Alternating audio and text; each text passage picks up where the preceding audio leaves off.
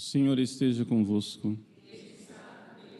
Proclamação do Evangelho de Jesus Cristo segundo Lucas. Aconteceu num dia de sábado que Jesus entrou na sinagoga e começou a ensinar. Aí havia um homem cuja mão direita era seca. Os mestres da lei e os fariseus o observavam para verem se Jesus iria curá-lo em dia de sábado. E assim encontrarem motivo para acusá-lo. Jesus, porém, conhecendo seus pensamentos, disse ao homem de mão seca: levanta-te e fica aqui no meio. Ele se levantou e ficou de pé. Disse-lhes Jesus: eu vos pergunto, o que é permitido fazer no sábado, o bem ou o mal? Salvar uma vida ou deixar que se perca? Então Jesus olhou para todos os que estavam ao seu redor e disse ao homem: estende a tua mão. O homem assim o fez e sua mão ficou curada. Eles ficaram com muita raiva e começaram a discutir entre si sobre o que poderiam fazer contra Jesus. Palavra da salvação.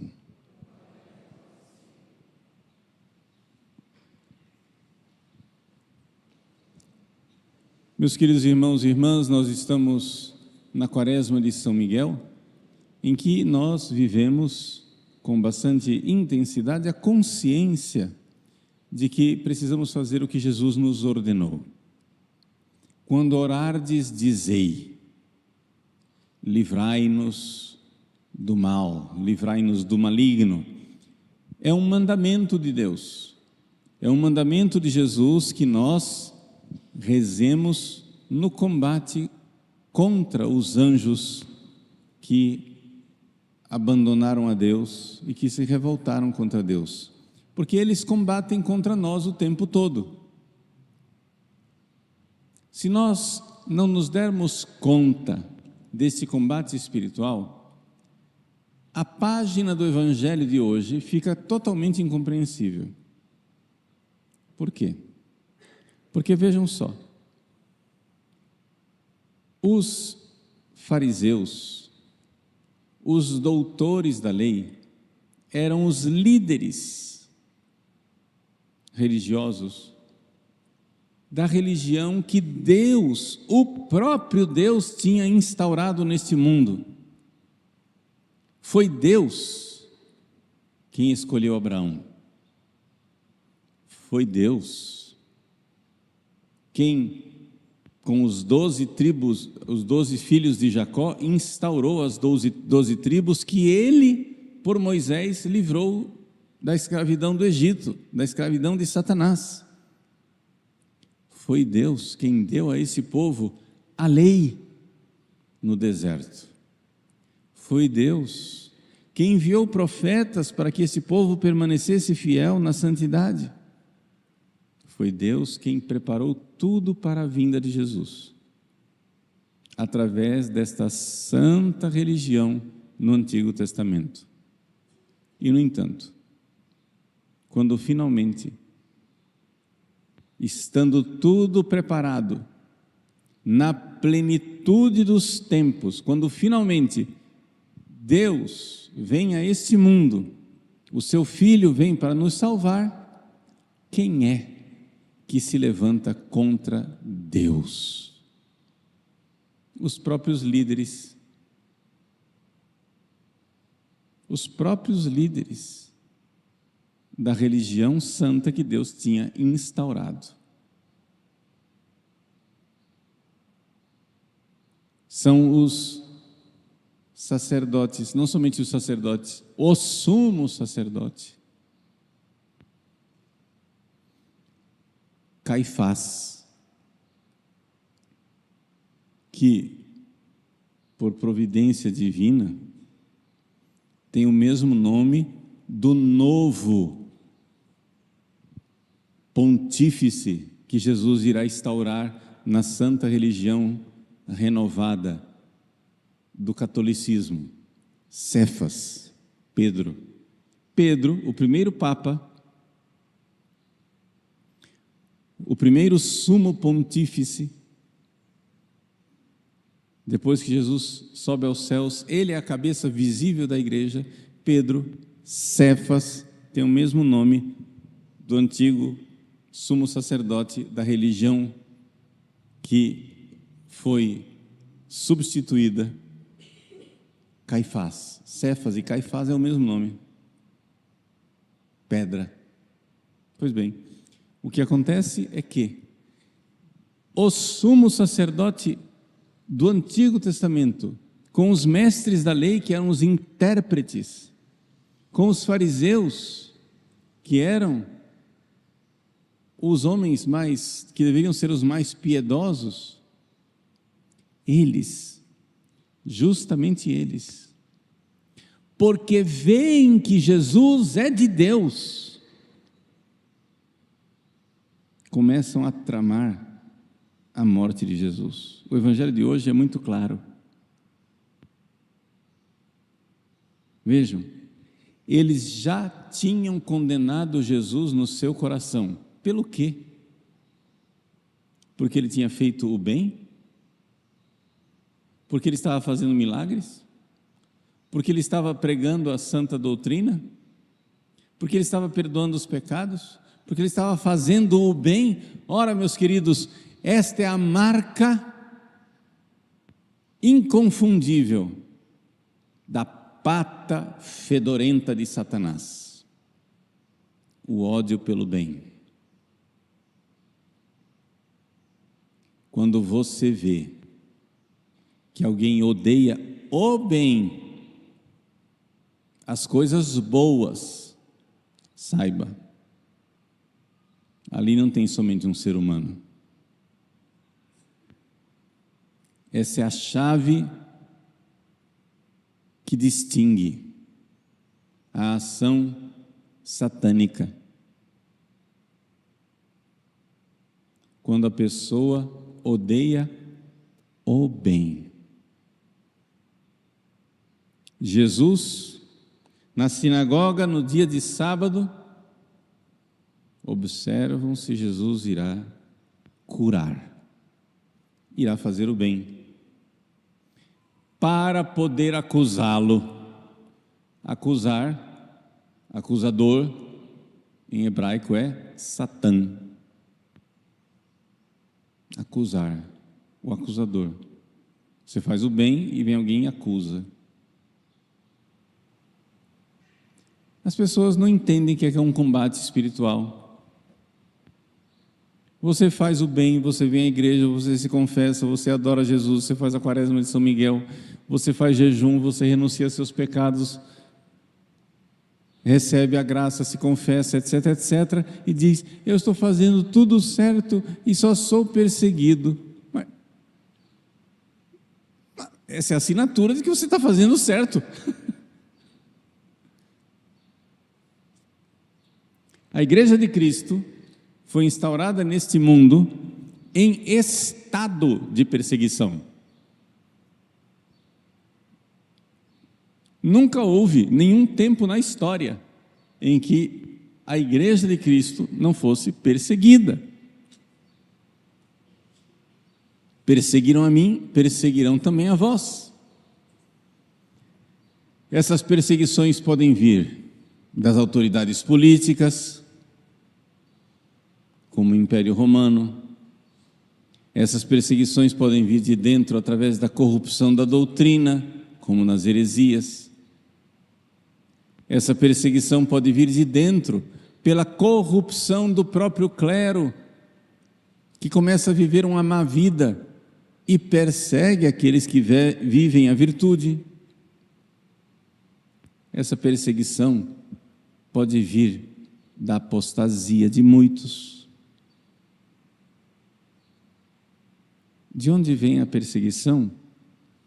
Não interessa, isso varia conforme os tempos, mas em última análise ela vem do mesmo lugar, ela vem do fundo do inferno. É de lá que vem a perseguição. E esta é a marca. Este é o distintivo da ação demoníaca no mundo. Um ódio pelo bem. Pelo bem. Isso é uma coisa que não precisou eu estudar muita doutrina para notar. Eu aprendi no coro.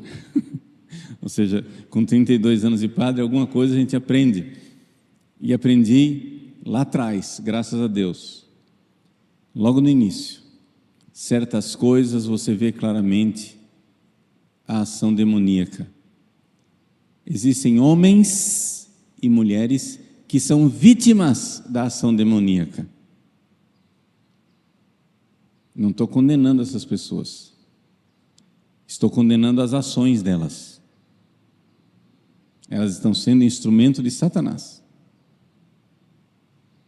Pode ser que por uma bondade divina elas se arrependam do mal que fizeram conscientemente, ou sejam salvas porque fizeram o mal inconscientemente, mas foram instrumento do diabo. E a gente vê isso. Quando você, por exemplo, celebra a missa direitinho, só isso. Celebra a missa como está no missal. E nem estou falando do missal antigo, que era usado há 60 anos atrás, que esse daí é mais odiado do que todos. Estou falando do missal que nós usamos todos os dias, o missal reformado de Paulo VI. Se você ousar celebrar missa, como está no missal, você, padre, que celebra a missa, como está no missal, você será odiado.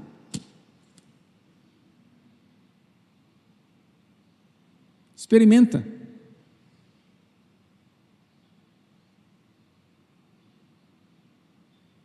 Você será odiado por fazer o correto. Se você pegar o Código de Direito Canônico, como é que diz o Código de Direito Canônico que um padre deve se comportar? O padre deve fazer retiro anual, fazer recolhimentos mensais, deve fazer meditação todos os dias, visitar o Santíssimo Sacramento, rezar a liturgia das horas, rezar o Santo Terço, se confessar com frequência, usar o hábito clerical, a roupa de padre, celebrar a liturgia como está previsto nas rubricas, pregar a doutrina como está no catecismo e nos concílios ecumênicos. Padre, faça isso.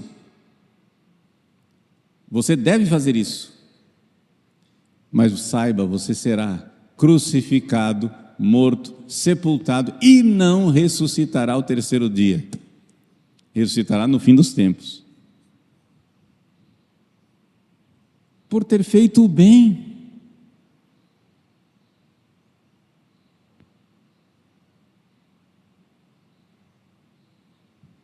Se esse abençoado padre, então, quiser ser santo e quiser levar o povo à santidade, e no confessionário seguir a moral da igreja, der absolvição quando precisa dar, negar a absolvição com caridade e amor, quando precisar negar, aí sim.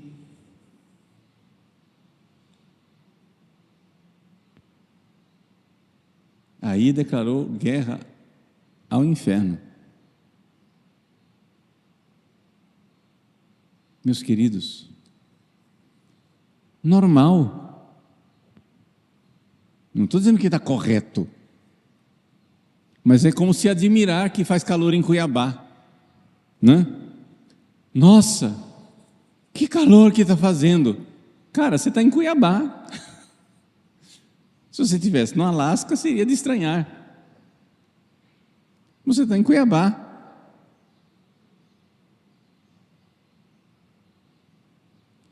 Você está na Igreja Católica. Você está na Igreja de Cristo. perseguiram a mim, perseguirão também a vós. Meus queridos, não tenhamos dúvida que aqueles sumos sacerdotes, aqueles doutores da lei, aqueles fariseus que decidiram pela morte de Jesus, não tenhamos dúvida que estavam todos possessos. E alguns possessos de possessão perfeita. Possessão perfeita é quando a pessoa consente e quer ser possuída.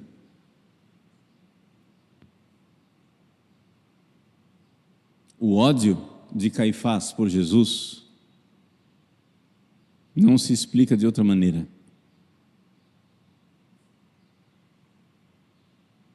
Pilatos, o pagão Pilatos, que está no inferno também, mas Pilatos, o pagão Pilatos, ficou perplexo diante da maldade e da inveja dos sumos sacerdotes. São João nos diz, Pilatos sabia que os judeus tinham entregue Jesus por inveja. E a inveja, meus queridos, saibamos, é uma dessas assinaturas do diabo. Quando ele deixa lá as suas impressões digitais, são 2 pecados que são tipicamente demoníacos: a soberba e, portanto, o ódio contra o bem, soberba, e a inveja assassina. A inveja assassina. Foi por inveja que Satanás fez Adão e Eva caírem. Foi por inveja que Caim matou Abel. Foi por inveja que Esaú perseguiu Jacó. Foi por inveja que José foi vendido no Egito. Foi por inveja que Saul quis matar Davi. Foi por inveja que Jesus foi morto na cruz. E a inveja é aquele sentimento desordenado e consentido, no caso de ser pecado pessoal, um sentimento desordenado de ver o bem do outro e achar que o bem do outro me prejudica. Tem coisa mais satânica do que isso. O outro está sendo abençoado, o outro está recebendo o bem, o outro está sendo agraciado, o outro está sendo santificado, o outro está ficando melhor, o outro está verdadeiramente trilhando o caminho de Deus, e você acha que o bem dele é o seu mal.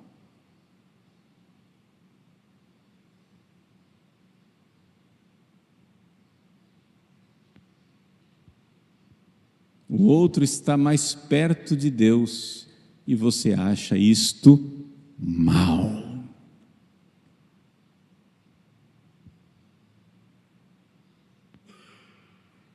O outro está fazendo as coisas de Deus e você acha isto mal. Um verdadeiro ódio, um furor satânico contra o fato das pessoas progredirem espiritualmente, as pessoas ficarem melhores, mais obedientes, mais puras, mais castas, mais generosas, mais retas, mais fiéis.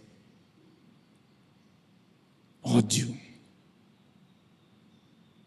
Eis o justo, matemo-lo, porque não suportamos nem sequer vê-lo e olhar para ele. Eu estou dizendo tudo isso, meus queridos, porque nós estamos na quaresma de São Miguel. E você pode estar sofrendo coisas semelhantes. Não se admire.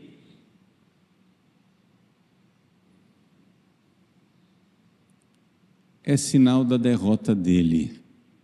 Satanás é derrotado e vai embora, mas antes de ir, ele esperneia.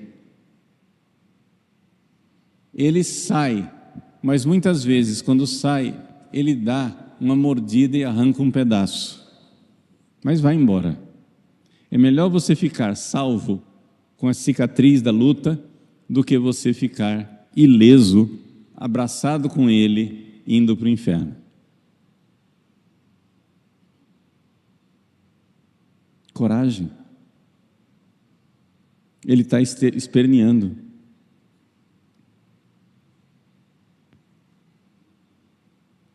Eu atendi esses dias uma senhora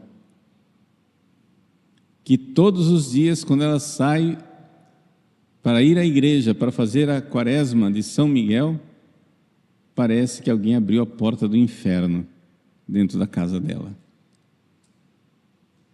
Fúria, zombaria,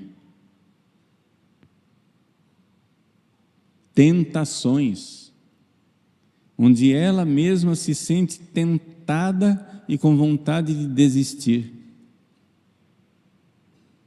E tentada a pecados que ela já não costuma mais cometer.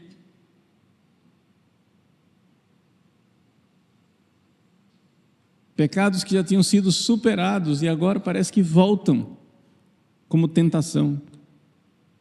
Eu disse para ela: minha filha, que alegria, que bom, está funcionando.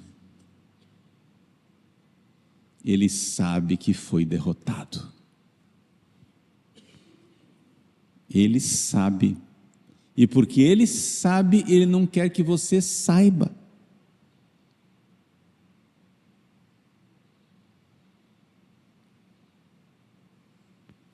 Você que está sendo fiel e está sendo perseguido,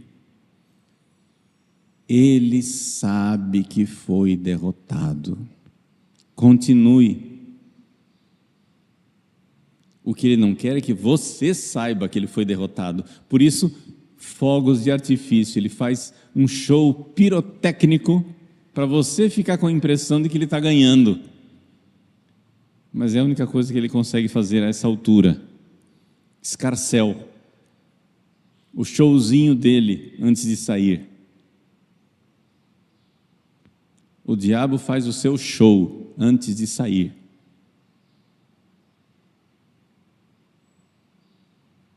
Mas Nossa Senhora olha para ele e diz: